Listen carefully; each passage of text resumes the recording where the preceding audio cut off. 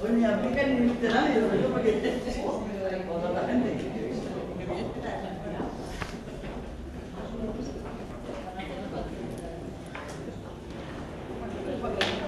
Ayer, estaba convocada para ayer, pero las noticias... Sí.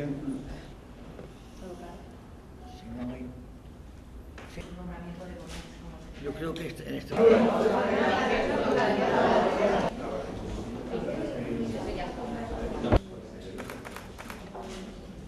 Gracias.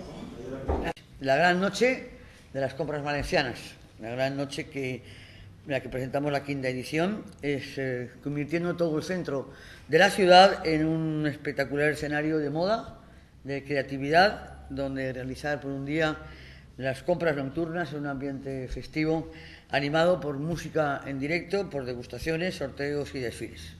Revitalizar el comercio, invitar a la gente a que vaya a comprar.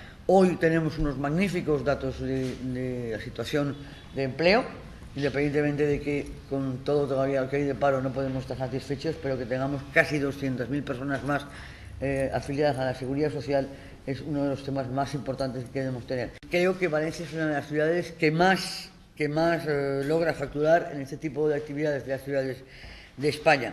Es además uno de los potentes reclamos turísticos.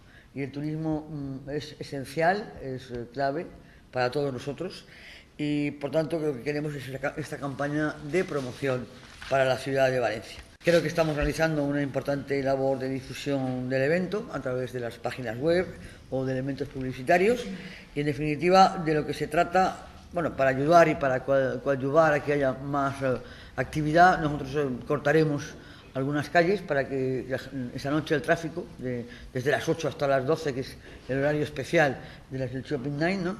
Y lo que vamos a hacer es mejorar con ello el tránsito de los ciudadanos por estas tiendas, por estas calles. Es un impulso a la actividad comercial minorista y al turismo de compras.